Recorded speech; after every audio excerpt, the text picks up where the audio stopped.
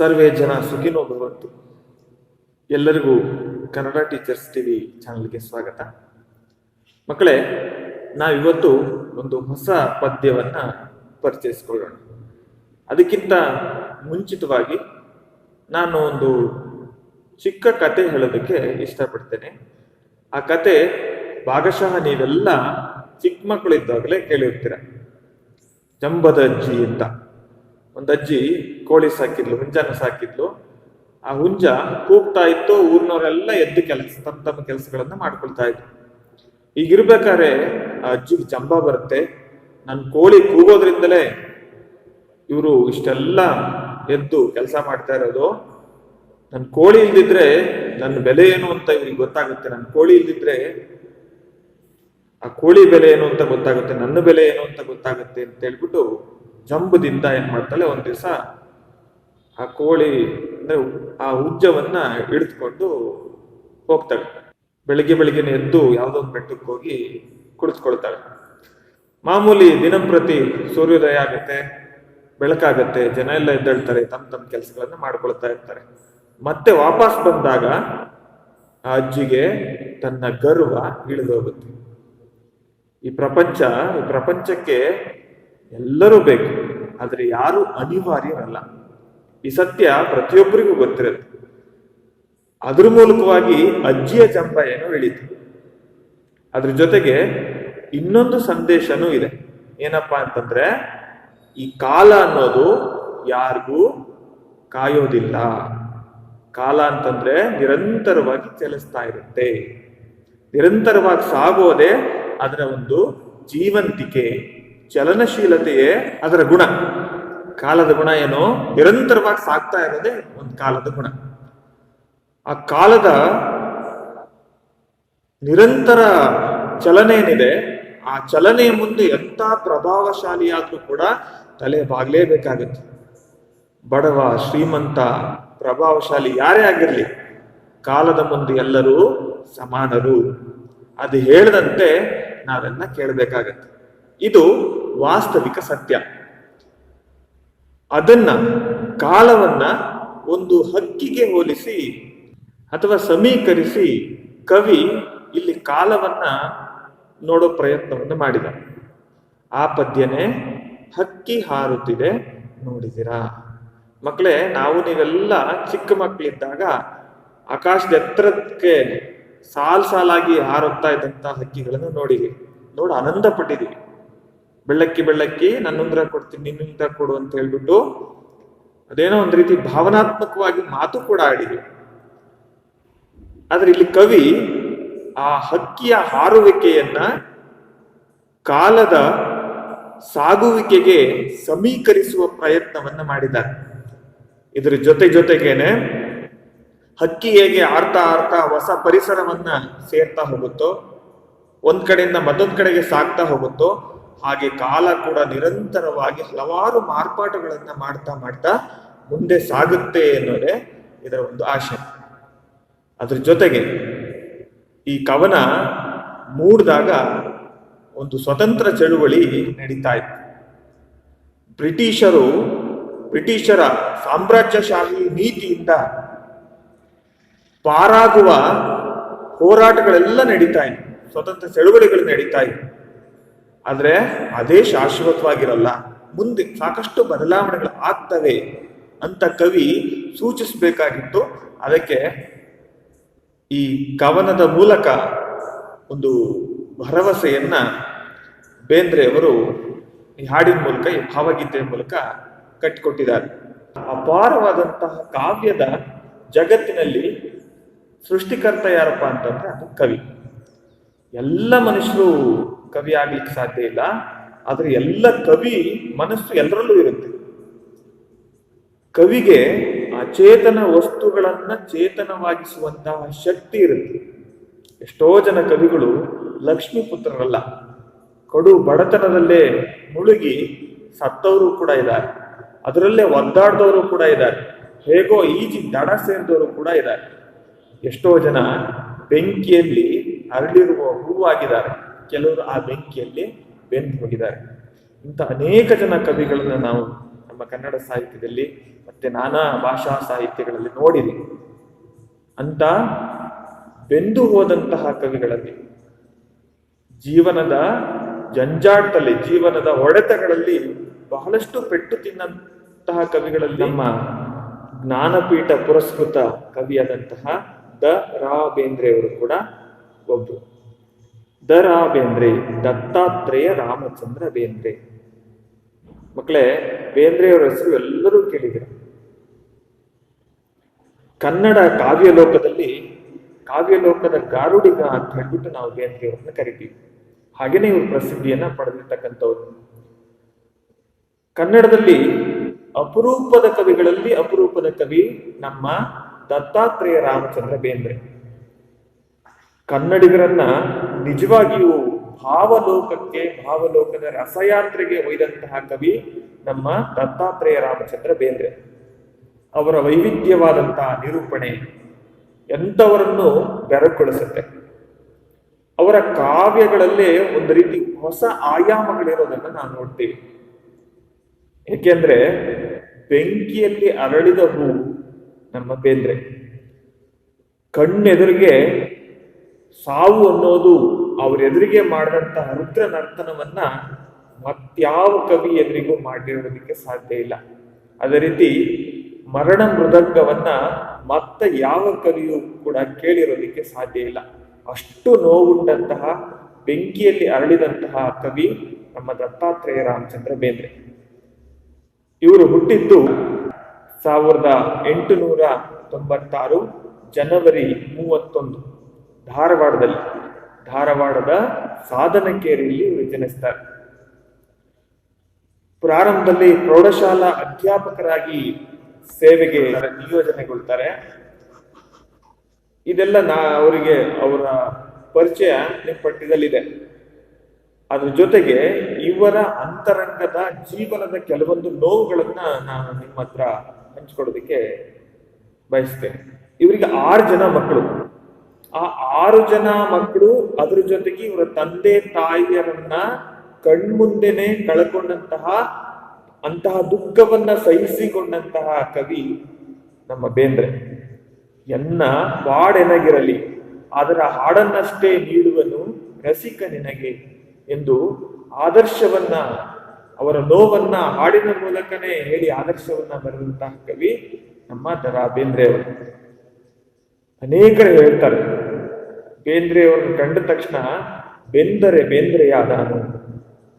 ಬೆಂದವರೆಲ್ಲ ಬೇಂದ್ರೆ ಆಗೋಲ್ಲ, ಆದ್ರೆ ಬೆಂದು ಬೇಂದ್ರೆ ಆದಂಥವರು ನಮ್ಮ ಕವಿಗಳು. ಎಂತಹ ನೋವು, ಸುಖಕ್ಕಿಂತ ನೋವನ್ನೇ ಜೀವನದುದ್ದಕ್ಕೂ ಅನುಭವಿಸಿದಂತಹ ಕವಿ ನಮ್ಮ ಬೇಂದ್ರೆ.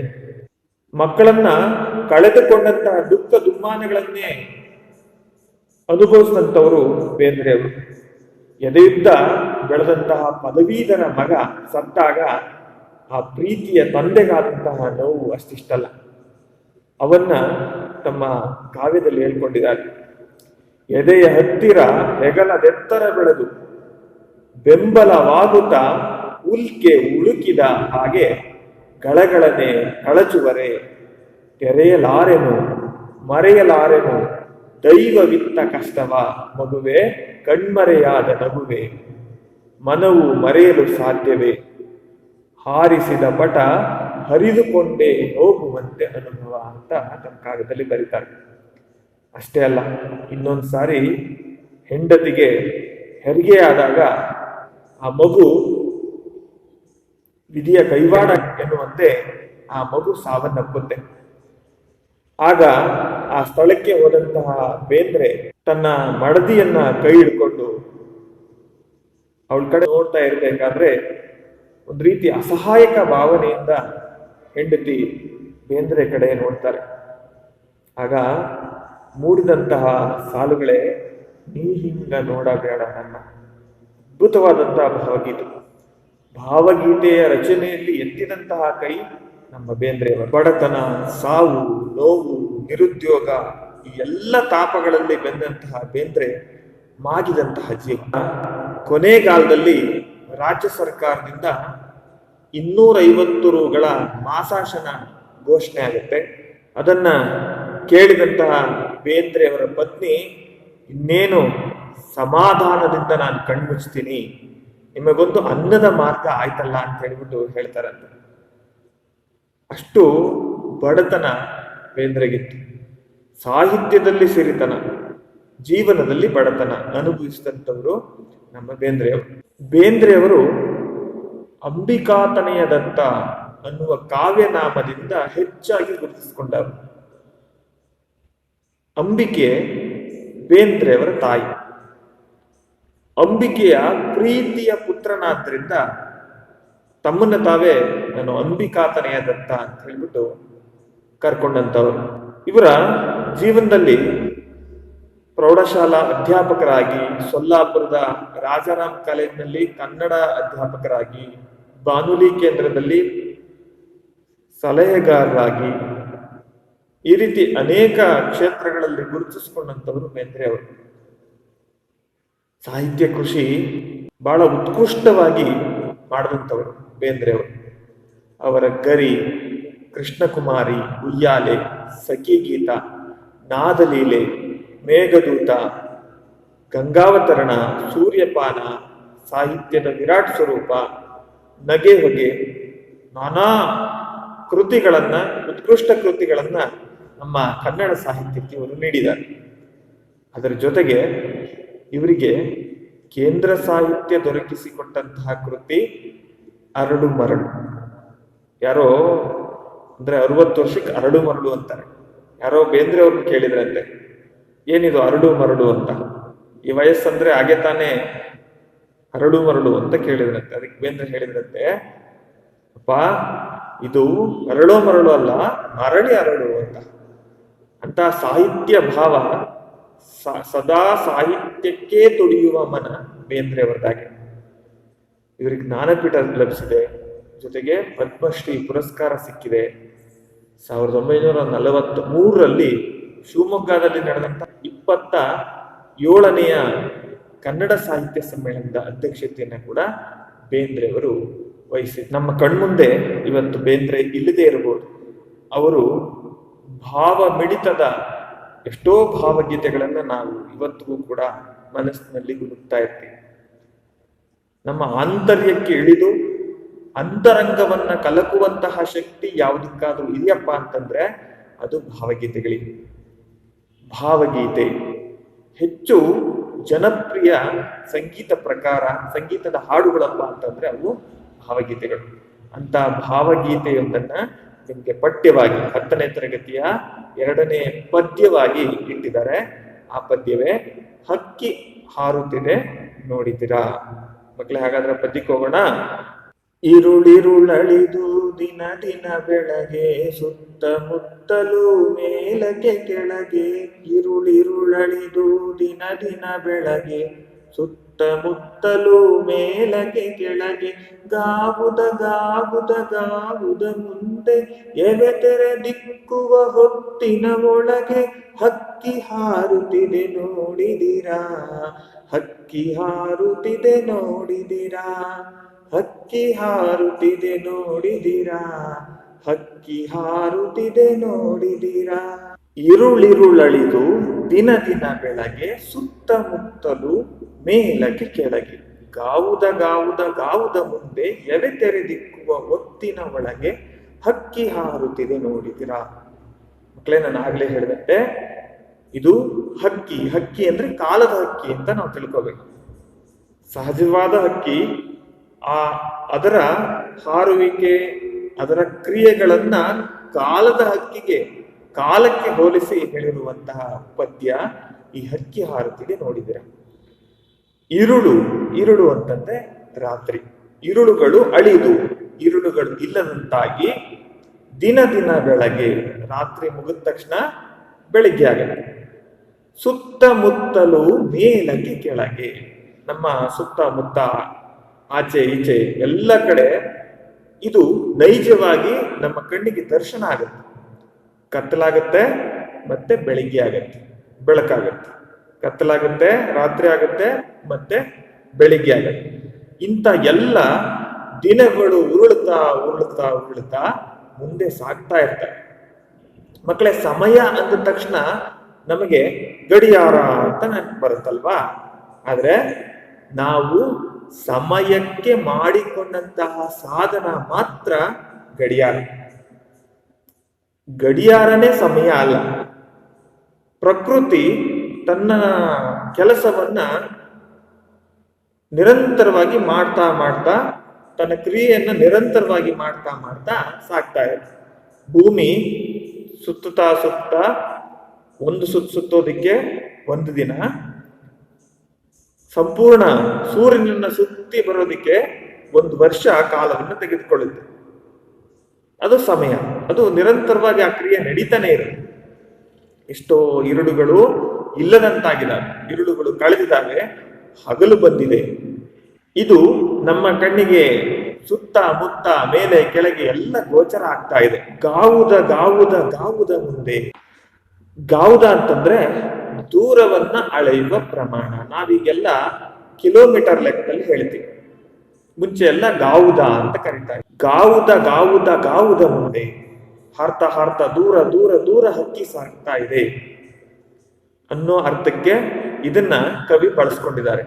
ಗಾವುದ ಗಾವುದ ಗಾವುದ ಮುಂದೆ ಎವೆ ತೆರೆದಿಕ್ಕುವ ಹೊತ್ತಿನ ಒಳಗೆ. ನಮ್ಮ ರೆಪ್ಪೆಯನ್ನ ಮುಚ್ಚಿ ಬಿಡೋದಿಕ್ಕೆ ಬಹಳ ಸಮಯ ಬೇಕಾಗಲ್ಲ. ಒಂದು ಸೆಕೆಂಡಿಗೆ 3-4 ಸರಿ ನಾವು ರೆಪ್ಪೆನ ಮುಚ್ಚಬಹುದು ಮತ್ತೆ ತೆಗಿಬಹುದು. ಅಷ್ಟು ಕಡಿಮೆ ಸಮಯದಲ್ಲಿ ಆ ಹಕ್ಕಿ ಏನಾಗ್ತಾ ಇದೆ, ದೂರ ದೂರ ದೂರ ಸಾಗ್ತಾ ಇದೆ. ಬಾನೆತ್ತರದಲ್ಲಿ ಹಾರುವಂತ ಹಕ್ಕಿ ಹೇಗೆ ಕಣ್ಮುಚ್ಚಿ ಕಂಡ್ಬಿಡೋದಕ್ಕೆ ಅನಂತ ದೂರ ಸಾಗ್ತಾ ಸಾಗ್ತಾ ಹೋಗುತ್ತೋ, ಅದೇ ರೀತಿ ಕಾಲವೂ ಕೂಡ ನಿರಂತರವಾಗಿ ಸಾಗ್ತಾ ಸಾಗ್ತಾ ಸಾಗ್ತಾ ವೇಗವಾಗಿ ಸಾಗ್ತಾ ಸಾಗ್ತಾ ಮುಂದೆ ಹೋಗ್ತಾ ಇದೆ ಅಂತ ಇದರ ಅರ್ಥ. ಮಾತಾಡ್ಬೇಕಾದ್ರೆ ಸಹಜವಾಗಿ ನಾವೆಲ್ಲ ಮಾತಾಡ್ತೀವಿ. ಅಥವಾ ಯಾರೋ ನಮ್ಮನ್ನ ಅಪರೂಪಕ್ಕೆ ನೋಡೋದಂತ ಎಷ್ಟು ಬೆಳೆದಿದೆಯೋ, ಎಷ್ಟು ದೊಡ್ಡವನಾಗಿದೆಯೋ ಕೇಳ್ತಾರೆ. ಅಥವಾ ಬಾಲ್ಯದ ನೆನಪುಗಳನ್ನ ನೆನೆಸ್ಕೊಂಡು ನೋಡಿ. ಮೊನ್ನೆ ನಾವು ಪ್ರಾಥಮಿಕ ಶಾಲೆಗೆ ಓದಂಗಾಗಿರುತ್ತೆ, 5ನೇ ತರಗತಿಗೆ ಓದಂಗಾಗಿರುತ್ತೆ. ಆದ್ರೆ ಈಗಾಗಲೇ 10ನೇ ತರಗತಿಗೆ ಬಂದಿದ್ದೀವಿ. ಎಷ್ಟು ಬೇಗ ಕಾಲ ಕಳೀತಲ್ವಾ? ಕಾಲ ನಿರಂತರವಾಗಿ ಸಾಗ್ತಾ ಇದೆ. ಕಣ್ಮುಚ್ಚಿ ಬಿಡೋದ್ರೊಳಗೆ ಗಾವುದ ಗಾವುದ ಗಾವುದಷ್ಟು ದೂರ ಸಾಗ್ತಾ ಇದೆ. ಎವೆ ತೆರೆದಿಕ್ಕುವ ರೆಪ್ಪೆಗಳನ್ನ ಮುಚ್ಚಿ ತೆರೆಯುವ ಹೊತ್ತಿನೊಳಗೆ ಅಷ್ಟು ವೇಗವಾಗಿ ಕಾಲ ನಿರಂತರವಾಗಿ ಸಾಗ್ತಾ ಇದೆ ಅಂತ ಕವಿ ಕಾಲವನ್ನು ಹೇಳ್ತಾ, ಹಕ್ಕಿಗೆ ಹೋಲಿಸುತ್ತಾ ಈ ಪದ್ಯ ಭಾಗವನ್ನು ಹೇಳಿದ್ದಾರೆ. ಅಂದ್ರೆ ಇದರ ಅರ್ಥ ಇಷ್ಟೇ, ಈ ಸಮಯವನ್ನ ಯಾರೂ ಕೂಡ ತಡೆಯೋದಿಕ್ಕಾಗಲ್ಲ. ಅದು ಎಲ್ಲ ಪ್ರತಿಯೊಂದನ್ನು ಸಮಯನೇ ನಿರ್ಧಾರ ಮಾಡುತ್ತೆ. ಯಾರಾದ್ರೂ ತಡೆಯಬಲ್ರ? ಯಾವುದೋ ಒಂದು ಮನೆ ಗಡಿಯಾರ ನಿಂತು ಹೋಗ್ಬೋದು. ಜಗತ್ತಿನ ಎಲ್ಲ ಗಡಿಯಾರಗಳು ನಿಲ್ಲೋದಿಕ್ ಸಾಧ್ಯ ಇದೆಯಾ? ಅಥವಾ ಗಡಿಯಾರಗಳೆಲ್ಲ ನಿಲ್ಬೋದು, ಆದ್ರೆ ಕಾಲ ತನ್ನ ನಿರಂತರ ಪ್ರಕ್ರಿಯೆ ಏನಿದೆ ಅದನ್ನ ನಿಲ್ಲಿಸೋದಕ್ಕೆ ಸಾಧ್ಯ ಇದೆಯಾ? ಖಂಡಿತವಾಗಿಯೂ ಇಲ್ಲ. ಅಂದ್ರೆ ಒಟ್ಟಾರೆ ಇದರ ಅರ್ಥ ಇಷ್ಟೇ, ಬೆಳಗ್ಗೆ ರಾತ್ರಿಗಳು ನಿರಂತರವಾಗಿ ನಡೀತಾನೆ ಇರ್ತವೆ. ರಾತ್ರಿ ಆಗುತ್ತೆ, ಬೆಳಿಗ್ಗೆ ಆಗುತ್ತೆ, ರಾತ್ರಿ ಆಗುತ್ತೆ, ಬೆಳಿಗ್ಗೆ ಆಗುತ್ತೆ. ಅದೆಲ್ಲ ಸುತ್ತಮುತ್ತ ನಮ್ಮ ಕಣ್ಮುಂದೆ ಎಲ್ಲಾ ಕಡೆ ಅದು ನಮಗೆ ಕಣ್ಣಲ್ಲಿ ಕಾಣಿಸ್ತಾ ಇರುತ್ತೆ. ಓ, ರಾತ್ರಿ ಆಯ್ತು, ಬೆಳಿಗ್ಗೆ ಆಯ್ತು, ಸಮಯ ಕಳೀತಾ ಇದೆ ಅಂತ ನಮಗೆ ಗೊತ್ತಾಗುತ್ತೆ. ಅಷ್ಟು ವೇಗವಾಗಿ ಹಕ್ಕಿ ಗಾವುದ ಗಾವುದ ಗಾವುದಷ್ಟು ದೂರದಲ್ಲಿ ಹಾರಿದ ರೀತಿಯಾಗಿ ಸಮಯನೂ ಕೂಡ ಅಷ್ಟೇ ವೇಗವಾಗಿ ಹೋಗ್ತಾ ಇದೆ, ತ್ವರಿತವಾಗಿ ಹೋಗ್ತಾ ಇದೆ ಅಂತ ಕಾಲದ ಹಕ್ಕಿ ಸಾಗ್ತಾ ಇದೆ. ನೀವು ಗಮನಿಸಿದಿರಾ ಅಂತ ಹೇಳ್ಬಿಟ್ಟು ಬೇಂದ್ರೆಯವರು ಪ್ರಶ್ನಿಸ್ತಾರೆ. ಕರಿನೆರೆ ಬಣ್ಣದ ಪುಚ್ಚಗಳುಂಟು, ಬಿಳಿ ಹೊಳೆ ಬಣ್ಣದ ಗರಿಗರಿಯುಂಟು, ಕೆನ್ನನ ಹೊನ್ನನ ಬಣ್ಣ ಬಣ್ಣಗಳ ರೆಕ್ಕೆಗಳೆರಡು ಪಕ್ಕದಲ್ಲುಂಟು, ಹಕ್ಕಿ ಹಾರುತ್ತಿದೆ ನೋಡಿದಿರಾ, ಹಕ್ಕಿ ಹಾರುತ್ತಿದೆ ನೋಡಿದಿರಾ. ಮಕ್ಕಳೇ, ಈ ಪದ್ಯದ ಅರ್ಥ ಸಹಜವಾಗಿ ನಾವು ಮಾತಾಡೋಣ. ನಮ್ಮ ಕಣ್ಮುಂದೆ ಸಾಕಷ್ಟು ಬಗೆಯ ಪಕ್ಷಿಗಳಿದಾವೆ. ಒಂದು ಪಕ್ಷಿ ತರ ಮತ್ತೊಂದು ಪಕ್ಷಿ ಇರೋದಿಲ್ಲ. ಒಂದು ಪಕ್ಷಿಯ ಬಣ್ಣನೇ ಬೇರೆ ಇರುತ್ತೆ, ಮತ್ತೊಂದು ಪಕ್ಷಿ ಬಣ್ಣನೇ ಬೇರೆ ಇರುತ್ತೆ. ಹಲವಾರು ಬಣ್ಣಗಳನ್ನು ಒಳಗೊಂಡಿರುವ ಪಕ್ಷಿಗಳು ನಮ್ಮ ಕಣ್ಮುಂದೆ ಬೇಕಾದಷ್ಟಿದಾವೆ. ಹಾಗೆ ಕಾಲದ ಹಕ್ಕಿಗೂ ಕೂಡ ಬಣ್ಣಗಳಿದಾವೆ. ಯಾವ ಬಣ್ಣಗಳವು? ಕರಿನೆರೆ ಬಣ್ಣದ ಪುಚ್ಚಗಳುಂಟು. ಪುಚ್ಚ ಅಂತಂದ್ರೆ ಹಕ್ಕಿಯ ಹಿಂದಿರುವಂತಹ ಗರಿ. ಕರಿನೆರೆ ಬಣ್ಣದ ಪುಚ್ಚಗಳುಂಟು. ಕರಿ ಅಂದ್ರೆ ಕಪ್ಪು ಬಣ್ಣ, ನೆರೆ ಅಂದ್ರೆ ಬಿಳಿ ಬಣ್ಣ. ಕಪ್ಪು ಮತ್ತೆ ಬಿಳಿ, ಕತ್ತಲೆ ಕಪ್ಪಾಗಿರುತ್ತೆ, ಬೆಳಕು ಶುಭ್ರತೆಯನ್ನು ಹೊಂದಿರುತ್ತೆ. ಅಂತಹ ಕರಿ ಮತ್ತು ಬಿಳಿಯ ಬಣ್ಣದ ರೆಕ್ಕೆಗಳನ್ನು ಕಾಲದ ಹಕ್ಕಿ ಹೊಂದಿದೆ ಅಂತ ನಮ್ಗೆಲ್ಲರಿಗೂ ಗೊತ್ತಿದೆ. ರಾತ್ರಿ ಹಗಲುಗಳು ಅನ್ನೋ ರೆಕ್ಕೆಯ ಬಣ್ಣಗಳನ್ನ ಕಾಲದ ಹಕ್ಕಿ ಹೊಂದಿದೆ. ಇಲ್ಲಿ ಹಿಂದಿನ ಪುಚ್ಚ ಅಂತ ಹೇಳಿರೋದ್ರಿಂದ ಹಿಂದೆ ಸರಿದಂತಹ ಕಾಲ. ಯಾವ ಕಾಲ ಅದು? ಭೂತಕಾಲ. ಭೂತಕಾಲದ ಸಂಕೇತವಾಗಿ ಪುಚ್ಚವನ್ನ ಇಲ್ಲಿ ಕಾಲದ ಹಕ್ಕಿಗೆ ಕವಿ ಕಲ್ಪಿಸಿರೋದು. ಬಿಳಿ ಹೊಳೆ ಬಣ್ಣದ ಗರಿ ಗರಿಯುಂಟು. ಈ ಬಿಳಿ ಮತ್ತೆ ಹೊಳೆ ಬಣ್ಣವನ್ನ ವರ್ತಮಾನಕ್ಕೆ ಹೋಲಿಸಿ ಇಲ್ಲಿ ವರ್ತಮಾನದ ಗುರುತು ಅಂತ ಹೇಳ್ಬಿಟ್ಟು, ಕಾಲದ ಹಕ್ಕಿಯ ವರ್ತಮಾನದ ಗುರುತಾಗಿ ಬಿಳಿ ಹೊಳೆ ಬಣ್ಣಗಳಿವೆ ಅಂತ ಹೇಳ್ಬಿಟ್ಟು ಇಲ್ಲಿ ಕವಿ ಹೇಳಿರೋದು. ಕೆನ್ನನ ಹೊನ್ನನ ಬಣ್ಣ ಬಣ್ಣಗಳ. ಇಲ್ಲಿ ಕವಿ ಭೂತ, ವರ್ತಮಾನ, ಭವಿಷ್ಯತ್ ಕಾಲದ ಸಂಕೇತವಾಗಿ ಪಕ್ಷಿಯ ರೆಕ್ಕೆಯ ಬಣ್ಣಗಳನ್ನ ಕವಿ ಹೇಳ್ತಾ ಕೆನ್ನನ ಹೊನ್ನನ ಬಣ್ಣಗಳ ರೆಕ್ಕೆಗಳೆರಡೂ ಪಕ್ಕದಲ್ಲುಂಟು. ಆಂತರ್ಯದ ಅರ್ಥ ನೋಡಿ.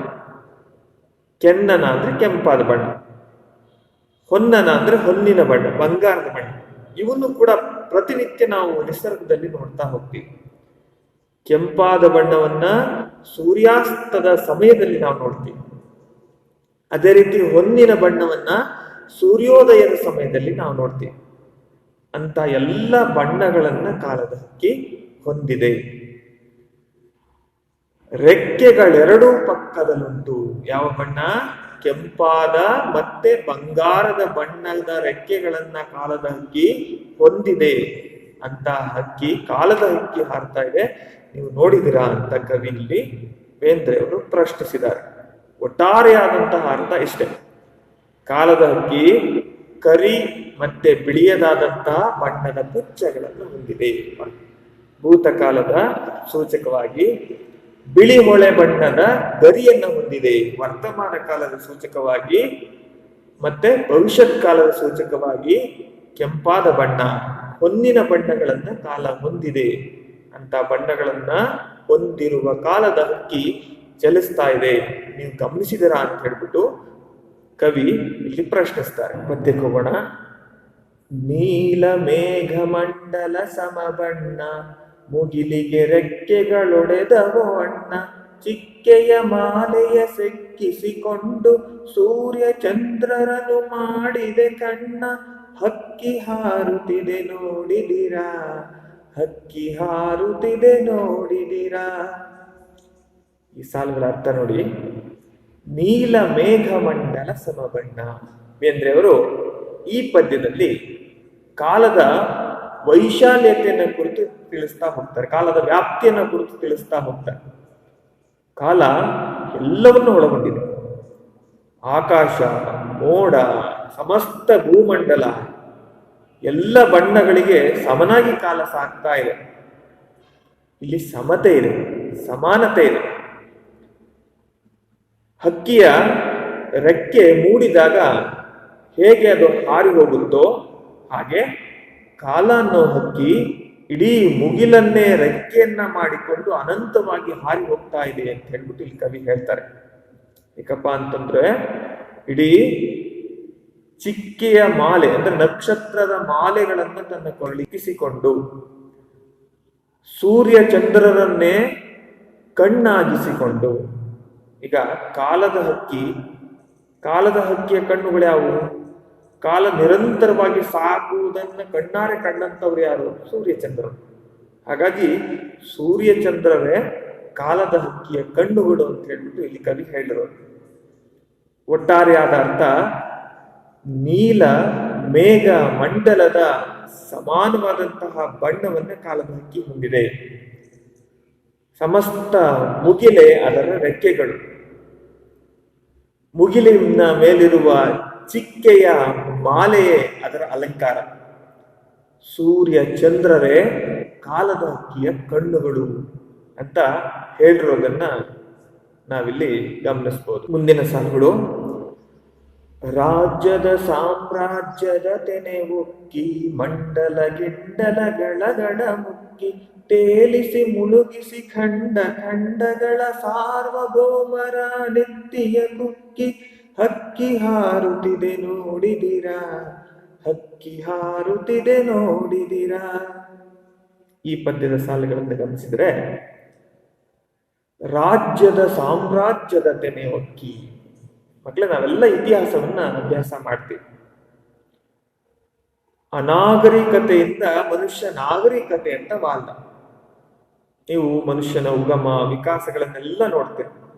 ನಾಗರಿಕತೆ ಬಂತು, ತದನಂತರ ರಾಜಪ್ರಭುತ್ವ ಬಂತು, ತದನಂತರ ದಬ್ಬಾಳಿಕೆ ಬಂತು, ಅದಾದ ನಂತರ ಬ್ರಿಟಿಷರು ಅಂದ್ರೆ ಪರಕೀಯರು ನಮ್ಮನ್ನು ಆಳುವ ಸನ್ನಿವೇಶ ಬಂತು, ಅದಾದ ನಂತರ ಸ್ವತಂತ್ರವನ್ನ ಪಡೆದಂತ ನಾವು ಪ್ರಜಾಪ್ರಭುತ್ವ ವ್ಯವಸ್ಥೆಯನ್ನ ಕಟ್ಕೊಂಡಿದ್ದೀವಿ. ಇಷ್ಟೆಲ್ಲ ಮಾರ್ಪಾಟುಗಳನ್ನ ಕಂಡಿರೋದು ಕಾಲದ ಹಕ್ಕಿ ಎಲ್ಲ ಕಡೆ ಸಾಗಿ ರಾಜ್ಯ ಸಾಮ್ರಾಜ್ಯದ ತೆನೆ ಒಕ್ಕಿ.